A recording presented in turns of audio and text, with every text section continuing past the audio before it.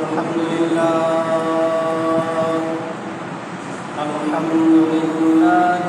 وكفى وسلام على عباده الذين اصطفى ونشهد أن لا إله إلا الله وحده لا شريك له ونشهد أن سيدنا ومولانا محمدا عبده ورسوله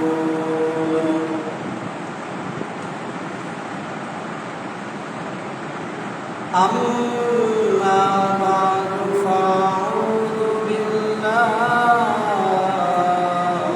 من الشيطان الرجيم بسم الله الرحمن الرحيم إن تعذبهم فإنهم عبادك وإن تغفر لهم فإنك أنت العزيز الحكيم وقال تعالى إن الله وملائكته يصلون على النبي يا أيها الذين آمنوا صلوا عليه وسلموا تسليما اللهم صل على سيدنا مولانا محمد وعلى آل سيدنا مولانا محمد اللهم صل على سيدنا مولانا محمد وعلى آل سيدنا مولانا محمد بلغ على بكماله كشف الدجى بجماله حسنت جميع خصاله صلوا عليه وآله الحمد لله ثم الحمد لله আল্লাহ পাক রব্বুল আলামিনের দরবারে অজস্র অগণিত শুকর আদায় করছি যিনি আমাদেরকে দীর্ঘ এক মাস রমজানুল মুবারক অতিবাহিত করার পরে রমজান পরবর্তী শাবান মাসে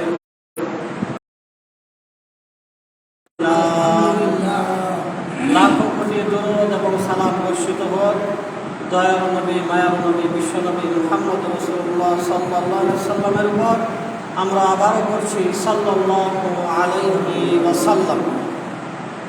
মুহতারাম হাজিরিন, আল্লাহ সুবহানাহু ওয়া তাআলা তার বান্দা তথা আমাদের উপর দুনিয়ার সমস্ত সৃষ্টিজীব থেকে বেশি দয়ালু। এক একটা মানুষের উপর আল্লাহ তাআলার যে পরিমাণ দয়া এবং অনুগ্রহ ভালোবাসা আছে এটা অন্য কোনো মানুষের বা অন্য কোনো মাখলুকের কোনো মানুষের প্রতি নাই। মানুষের প্রতি সবচেয়ে বেশি ভালোবাসা দয়া এবং আল্লাহ।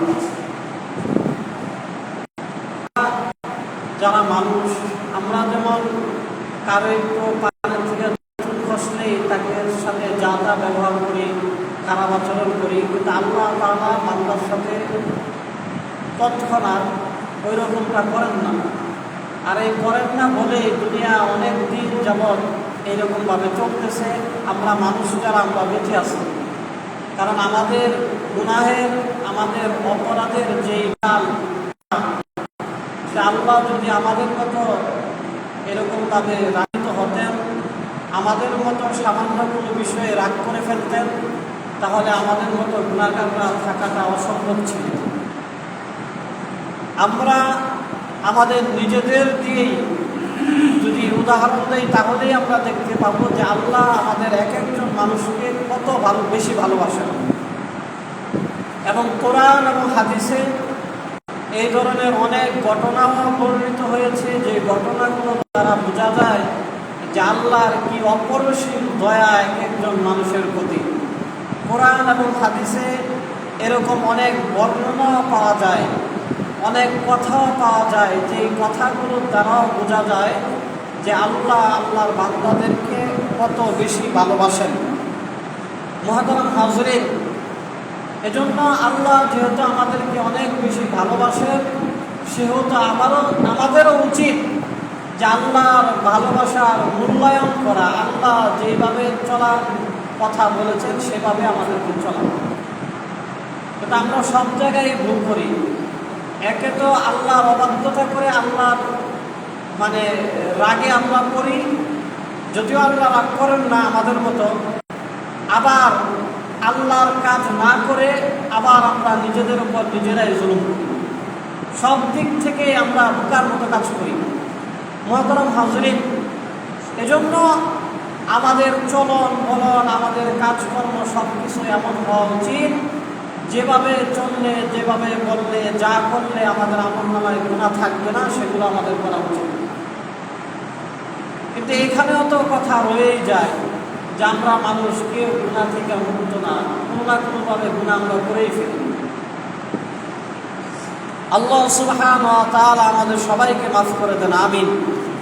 আজকে আমরা এমন কিছু আমল সম্পর্কে আলোচনা করব যে আমলগুলো আমাদের আমলনামার গুনাহগুলোকে মুছে দেবে, যে আমলগুলোর মাধ্যমে আমরা আল্লাহর যে অবাধ্যতাগুলো করেছি, করে গুনাহ আমলনামার মধ্যে যুক্ত করেছি, ওই আমল করলে আমলনামার গুনাহগুলো আল্লাহ তাআলা দয়া করে মাফ করে দেবেন।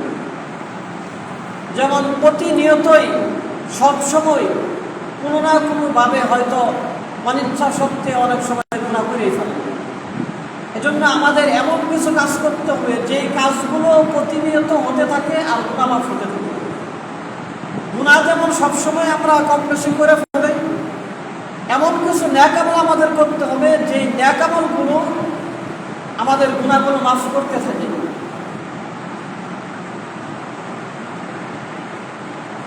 নিজেদের সুবিধার জন্য আমরা যেমন বিদ্যুৎ থাকার পরেও আমরা আইপিএসের ব্যবস্থা রাখি, জেনারেটরের ব্যবস্থা রাখি, যাতে বিদ্যুৎটা চলে গেলে আমাদের জন্য কষ্ট না হয়। আমরা চলতে ফিরতে যেমন গুনাহ করে ফেলি, এমন কিছু আমল আমরা করে ফেলব যে আমলগুলো করলে আবার গুনাহগুলো মাফ হয়ে যায়। এমন কিছু আমলের কথাই আপনাদেরকে বলছি। প্রথম যে আমল করলে আমলনামার গুনাহ মাফ হয়ে যাবে, তা হলো আমরা সারাদিন বা কিছুক্ষণ পর পর সকাল বিকাল সন্ধ্যায় খাবার দাবার খাই। এটা আমাদের একটা অভ্যাস এবং আমাদের জীবন ধারণের একটা মাধ্যম। নবীজি সাল্লাল্লাহু আলাইহি ওয়াসাল্লাম আমাদেরকে একটা দোয়া শিখিয়েছেন, যদি কোনো মানুষ খাবার খাওয়ার পরে এই দোয়া পাঠ করে, আল্লাহ সুবহানাহু ওয়া তাআলা তার পিছনের এবং সমুদয় গুনাহগুলোকে মাফ করে দেবেন। এই হাদিস তিরমিজি, আহমদ শরীফ, ইবনে মাজাহ শরীফ তিনটা কিতাবের মধ্যে বর্ণিত হয়েছে। নবীজি সাল্লাল্লাহু আলাইহি ওয়াসাল্লাম বলেন, আন সাহাল ইবনে মুআয ইবনে আনাস عن أبيه أن رسول الله صلى الله عليه وسلم قال من أكل طعاما ثم قال الحمد لله الذي أطعمني هذا الطعام ورزقنيه من غير حول مني ولا قوة غفر له تقدم من ذنبه وما تأخر أو كما قال النبي صلى الله عليه وسلم হযরত সাহাল ইবনে মুআজ আনাস রাদিয়াল্লাহু আনহু থেকে তিনি তার বাবার সূত্রে বর্ণনা করেন যে নবীজি সাল্লাল্লাহু আলাইহি ওয়াসাল্লাম বলেছেন মান আকালা তাআমান, যেই ব্যক্তি খাবার খায় সুম্মা ক্বালা, খাওয়া দাওয়ার পরে এটা বলে আলহামদুলিল্লাহিল্লাযী আত'আমানি হাযা আত-তা'আম, সমস্ত প্রশংসা ওই আল্লাহর জন্য যিনি আমাকে এই খাবারটা খাওয়ালেন, ওয়া রাযাকানিহি মিন গায়রি হাওলিন মিন্নি ওয়ালা কুওয়া, এই খাবারটা যে আল্লাহ আমাকে রিজিক দিয়েছেন এখানে আমার কোনো বুদ্ধিতে কাজ হয় নাই, আমার কোনো শক্তিরও কাজে লাগে নাই, বরঞ্চ আল্লাহ দয়া করে আমাকে এই খাবারটা খাইয়েছেন। আল্লাহ নবী বলেন যেই ব্যক্তি খাবার খাওয়ার পরে এই দোয়া পাঠ করলো গফিরা লাহু মা তাকদ্দামা মিন যামবিহি ওয়া মা তাআখার, আল্লাহ দয়া করে তার পিছনের এবং সামনের সব গুনাহগুলোকে মাফ করে দিবেন। সুবহানাল্লাহ। আমরা তো খাবার খাওয়ার পরে দোয়া পড়েই থাকি। হাদিসে বর্ণিত এক এক বিষয়ে একাধিক দোয়া আছে। এই দোয়াটা যদি আমরা পড়ি, একদিকে দোয়া পড়া হয়ে যাবে, অপর দিকে জীবনের গুনাহগুলো মাফ হয়ে যাবে। এমন তো না যে আমরা সকালবেলা খাবার খেলাম আবার দুপুরে খাবো, মাঝখানে আমরা কোনো গুনাহ করে দিই, এমন তো না। কোনো না কোনোভাবে হয়তো কম বেশি গুনাহ হয়েই গেছে, কিন্তু খাবার যখন 3 বেলা খাবো, 3 বেলায় খাবার খাওয়ার পরে দোয়াটা পড়বো, তাহলে মাঝের গুনাহগুলো আমাদের আমলনামা থেকে মাফ হয়ে যাবে। সহজ দোয়া, আলহামদুলিল্লাহিল্লাযী আত'আমানি হাযা আত-তা'আম ওয়া রাযাকানিহি মিন গায়রি হাওলিন মিন্নি ওয়ালা কুওয়া। আল্লাহ সুবহানাহু ওয়া তাআলা আমাদেরকে এটা আমল করার তৌফিক দান করুন, সবাই বলে আমিন। অনুরূপ আরেকটা দোয়া, সেটা হলো পোশাক কাপড় দাপড় পরিধান করার সময় দোয়া। আমরা কাপড় পরিবর্তন করি,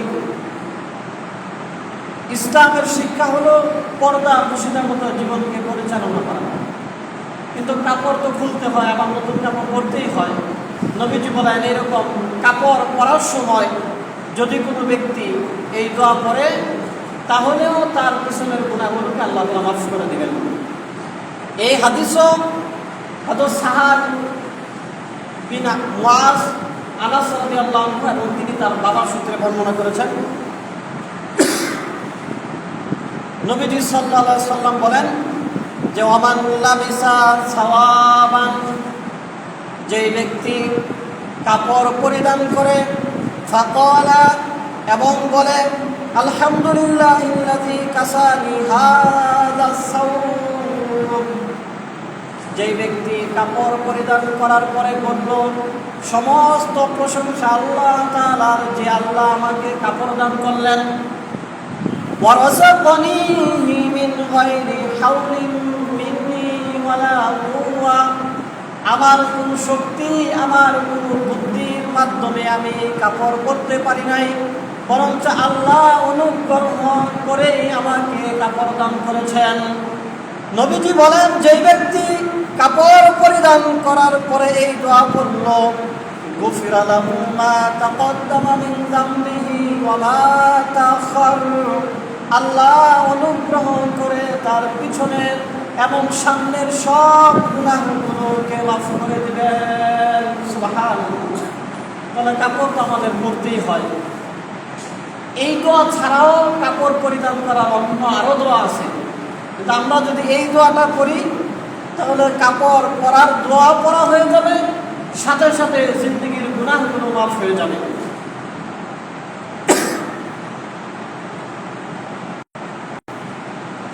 অন্য আরেকটা আমল, এই হলো 2টা আমল, একটা হলো খাবার খাওয়ার পরে দোয়া পড়া, আর একটা হলো কাপড় পরিধান করার পরে দোয়া পড়া।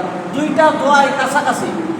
খাবার খাওয়ার পরে আলহামদুলিল্লাহিল্লাযী ওয়া রাযাকানি মিন গায়রি হাওলিন মিন্নি ওয়া সাওবা, কাপড় পরিধান করার পর আলহামদুলিল্লাহিল্লাযী কাসানি হাযা সাওবা ওয়া রাযাকানিহি মিন গায়রি হাওলিন মিন্নি ওয়ালা কুওয়া।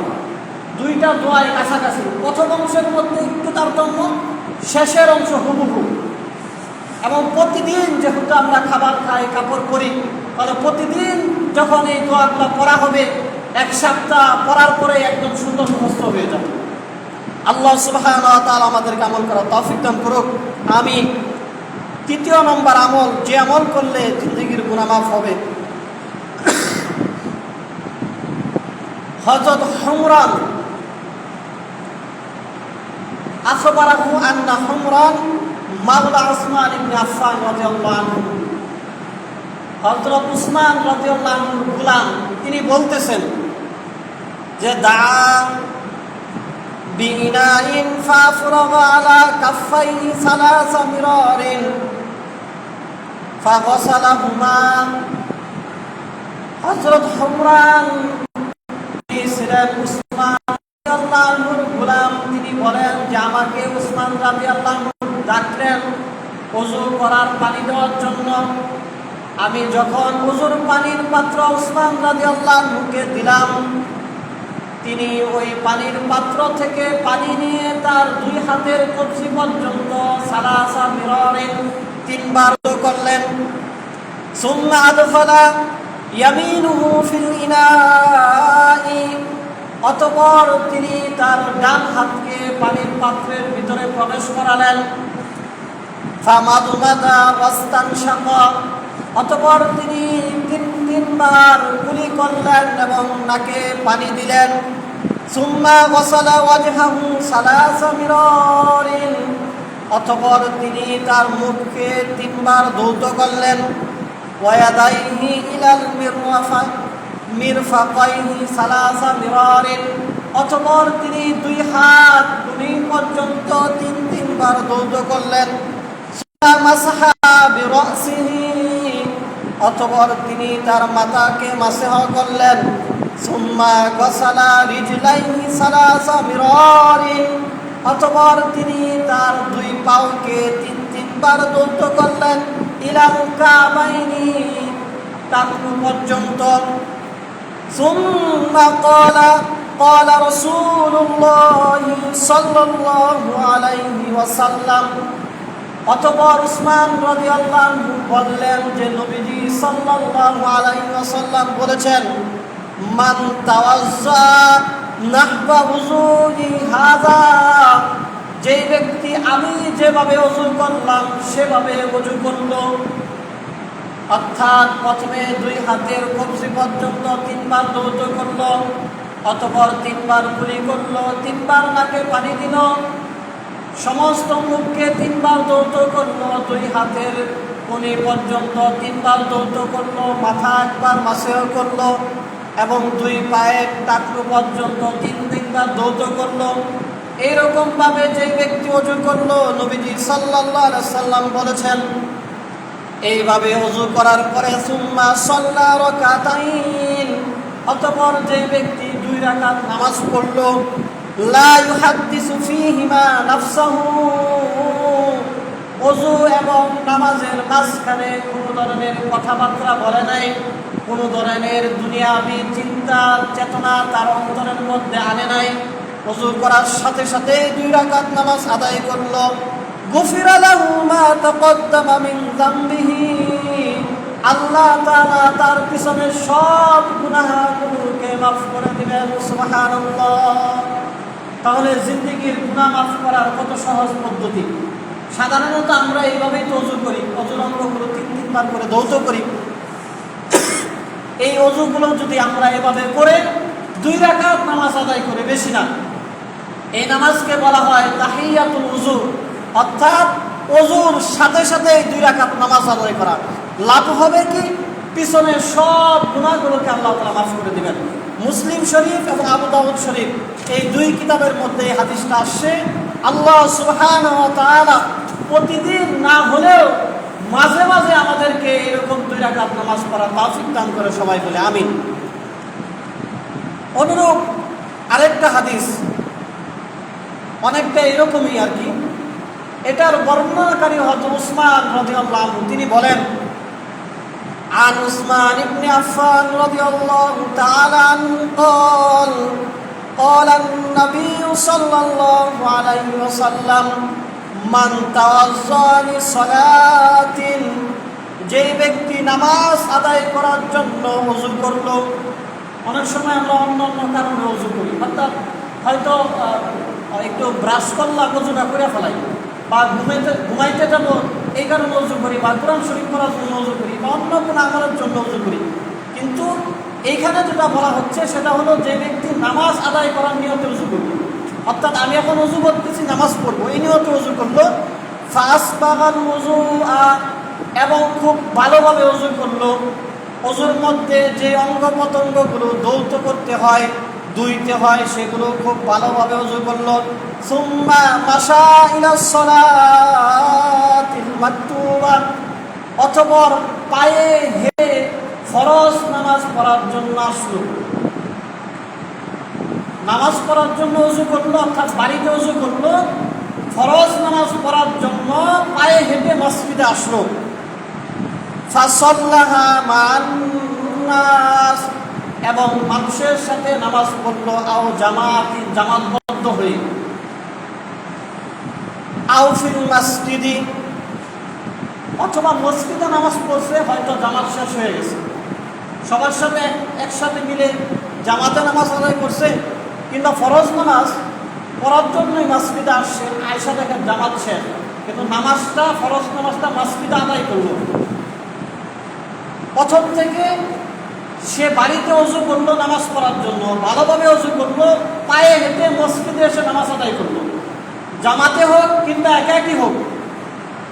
নবীজি সাল্লাল্লাহু আলাইহি ওয়াসাল্লাম বলেন, যেই ব্যক্তি আমলটা করলো, গফারাল্লাহু লাহু যুনুবাহু আল্লাহ পাক রব্বুল আলামিন তার সব গুনাহগুলো তার আমলনামা থেকে ধুয়ে মুছে পরিষ্কার করে দিবেন। সুবহানাল্লাহ, কত সহজ আমলনামার গুনাহগুলো মাফ করানো। বাড়িতে ভালোভাবে ওযু করে পায়ে হেঁটে মসজিদে এসে নামাজ আদায় করার দ্বারাই আল্লাহ পিছনের গুনাহগুলো মাফ করে দেবেন। মুসলিম শরীফের হাদিস।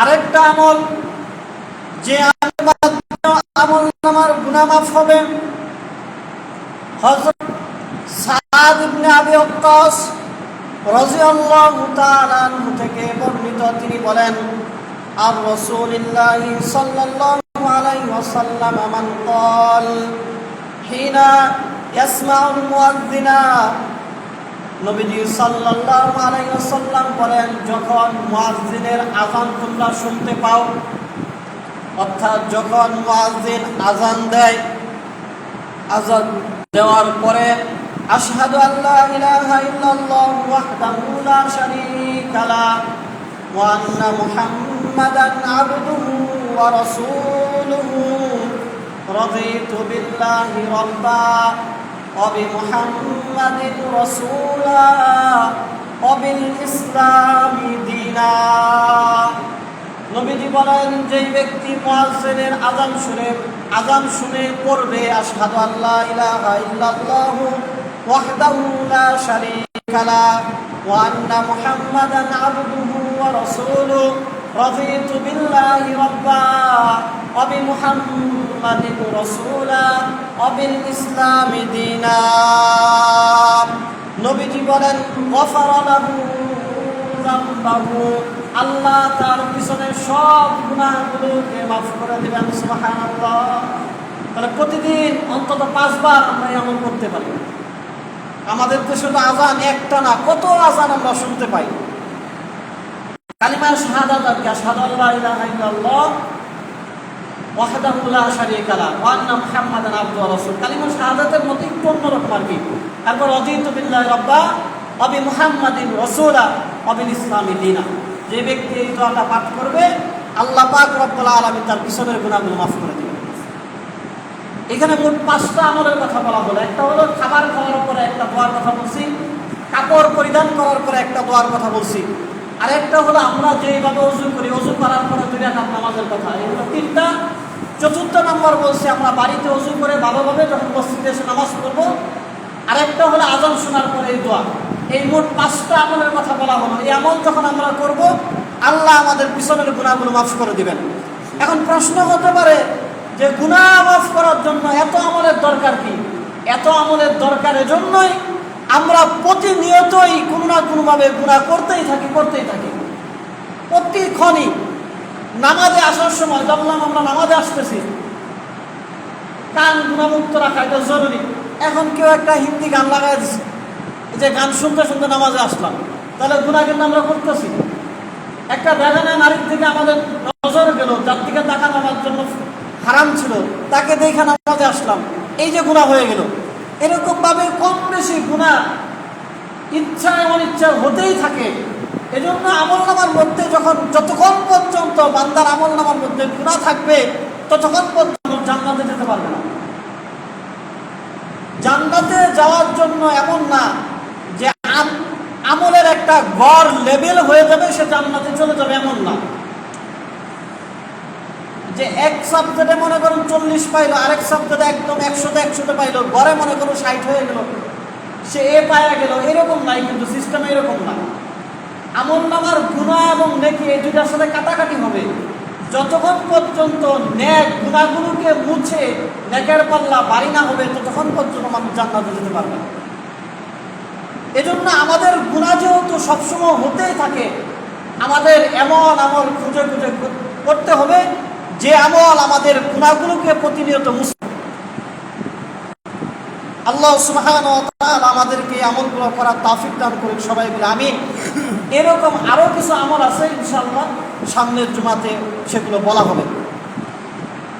এরপরে আপনাদেরকে আরেকটা অনেক লাভের আমলের কথা বলছি, সেটা হলো আমরা রমজান মাসে বিশেষভাবে রমজানের গুরুত্ব আমাদের কাছে ছিল যে রমজান মাসে এমন এক রাত আছে যে এক রাত্রে আবাদত করলে 1000 রাত্র আবাদত করার থেকেও উত্তম সওয়াব আল্লাহ তাআলা দিবেন। এজন্যই কিন্তু রমজানের দাম অন্যান্য মাসের তুলনায় বেশি। এবং আমরা আমাদের আমলের মাধ্যমে এটা দেখানোর চেষ্টা করেছি। রমজান শুরুর দিকে যেমন আমরা করছি, শেষে কিন্তু আমরা আমল আরো বেশি করি। কেন?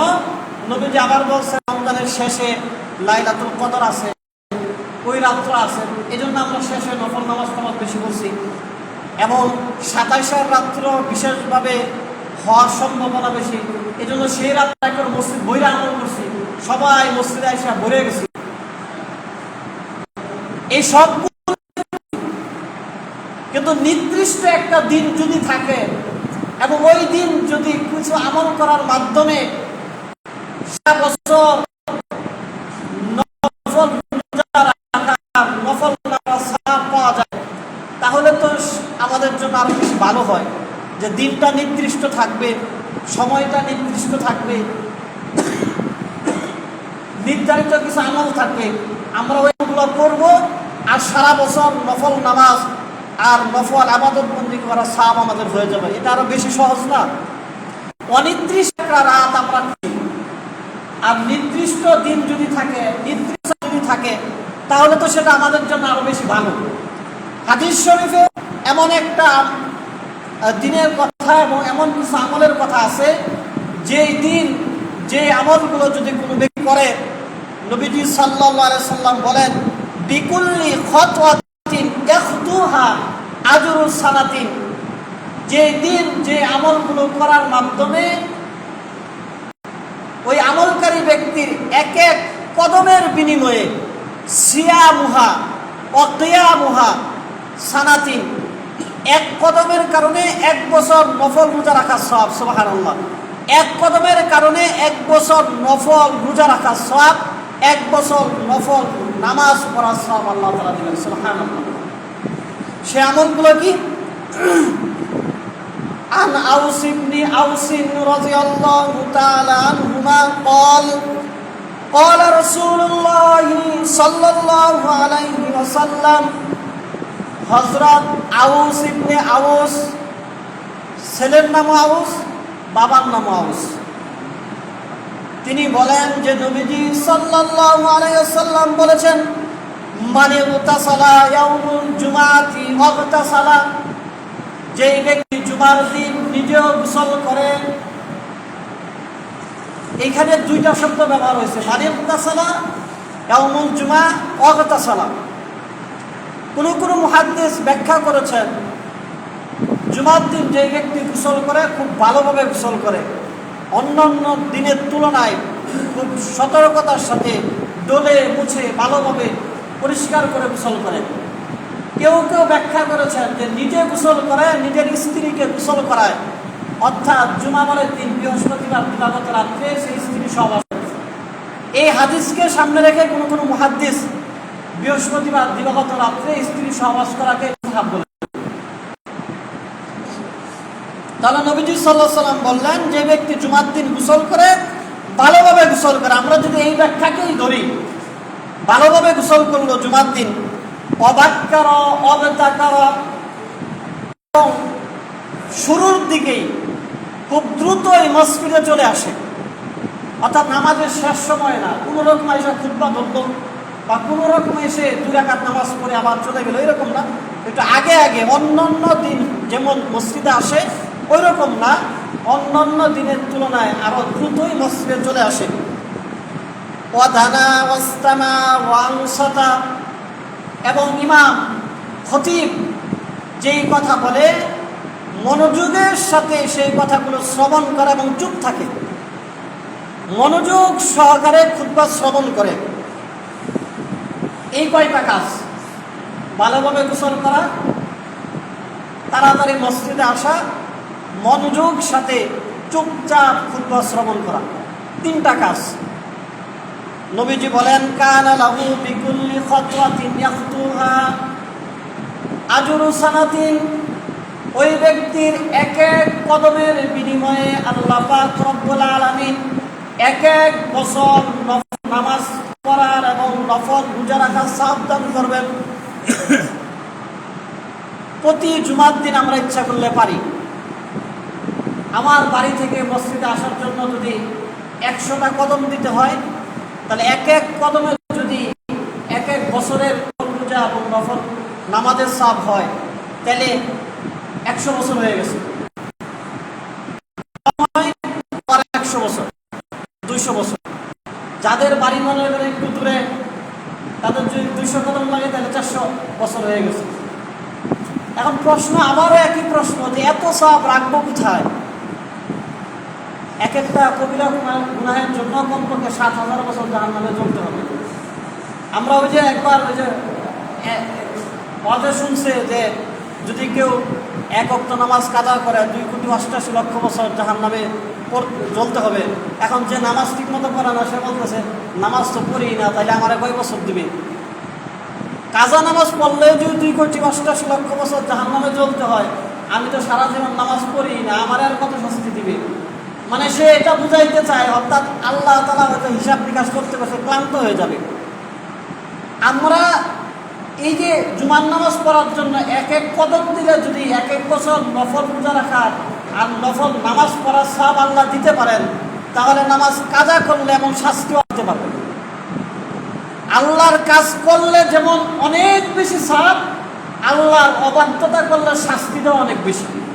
যদি দুইটা একসাথে সমন্বয় না হইতো, তাহলে তো আল্লাহ ইনসাফ হইল না।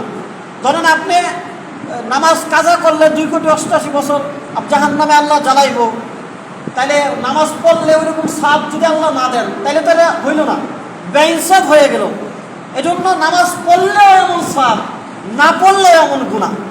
তাহলে দুইটা একসাথে করলে সমন্বয় হয়ে গেল, ইনসাফ হয়ে গেল, আল্লাহ কোনো অতিরিক্ত কিছু করলেন না। পড়লে অনেক বেশি সওয়াব দিবেন, আর না পড়লে গুনাহটাও অনেক বেশি হবে। এজন্য আল্লাহ সুবহানাহু ওয়া তাআলা আমাদেরকে এই আমলগুলো করার তৌফিক দান করেন। লাইলাতুল কদর, শবে কদর তালাশ করার জন্য আমরা অনেক চেষ্টা করি। প্রত্যেক জুমাবারটাকে যদি আমরা এরকমভাবে মনে করি যে জুমার নামাজ আজান দেওয়ার সাথে সাথে মসজিদে চলে আসবো, আগে থেকে এই কাজকর্মগুলো গুছিয়ে রাখবো, আজান দিবে সাথে সাথে চলে আসবো। আমি অনেক দিন আগে একটা মাসালা আপনাদেরকে বলছিলাম, জুমার নামাজ যে আয়াতের মাধ্যমে আল্লাহ সুবহানাহু ওয়া তাআলা ফরজ করেছেন, সেখানে কিন্তু বলেছেন ইয়া আইয়ুহাল্লাযীনা আমানু ইযা নুদিয়া লিস-সালাতি মিন ইয়াউমিল জুমআহ ফাসআউ ইলা যিকরিল্লাহ ওয়া যারুল বাইত, যে হে ঈমানদারগণ, যখন তোমাদেরকে জুমার নামাজের জন্য আহ্বান করা হয় তোমরা দ্রুত বেগে জুমার নামাজের জন্য চলে যাও। এই আয়াতকে সামনে রেখে ব্যাখ্যার মধ্যে আসে মাসালা বের করা হয়েছে যে জুমার নামাজের আজান হয়ে গেলে অন্য অন্য কাজ করা এগুলো ঠিক না। জুমার নামাজের প্রয়োজনীয় কাজ যেগুলো, ধরেন গোসল করতে লেট হয়ে গেছে, আজান হয়ে গেছে, তাড়াতাড়ি গোসল করে চলে আসবে, জামা কাপড় পরতেছে, জামা কাপড় পরে মসজিদে চলে আসবে। কিন্তু এমন না যে জুমার আজান দিছে, আরে এখন আরেকটা কাজ হয়েছে, আগে ওই কাজ করি এরপরে জুমার নামাজের জন্য রেডি হবো। ব্যাখ্যার মধ্যে আসে এরকম করাটা কেউ কেউ তো বলছেন করা একদম হারাম পর্যায়ে। এজন্য কিছু কিছু মসজিদে জুমার নামাজের আজান দেয় অনেক পরে। কেন পরে আজান দেয়? যাতে করে আজান শুনে মসজিদে চলে আসে। 1 ঘন্টা আগে আজান দিছে, তাহলে 1 ঘন্টায় যে মসজিদে মানুষ আসে নাই, তাহলে মানুষগুলা গুনাহগার হয়েছে। কেউ কেউ এরকম ব্যাখ্যা করেন। কিন্তু এরকম ব্যাখ্যা না করে আমরা যদি অন্য অন্য দিন নামাজের 2-3 মিনিট আগে আইসা জামাতে শরীক হইলাম, জুমার দিন মনে করলাম যে আজানের সময়টাই আমার মসজিদে যাওয়ার সময়, আজানের সাথে সাথে চলে আসলাম, হয়ে গেল। সাথে সাথে কি হইলো? এই যে হাদিসে যে কথা বলা হইলো যে ভালোভাবে গোসল করবে, দ্রুত সকাল সকাল তাড়াতাড়ি মসজিদে চলে আসবে। তাহলে তাড়াতাড়ি মসজিদে চলে আসা হলো, পায়ে হেঁটে চলে আসা হলো, চুপচাপ খুতবাটা শুনলাম, এই যে কদম দিয়ে আসলাম, এক এক কদমে এক এক বছর নফল নামাজের সওয়াব, এক এক বছর নফল রোজা রাখার সওয়াব আমল নামাজ হয়ে গেল। আমাদের কয়জনের সামর্থ্য আছে সারা বছর রাত্র জেগে জেগে নফল নামাজ পড়ার? কয়জনের সামর্থ্য আছে সারা বছর নফল রোজা রাখা? নাই তো। কিন্তু যখন আমরা আগে আগে আসবো তখনই কিন্তু আল্লাহ তাআলা দিবেন।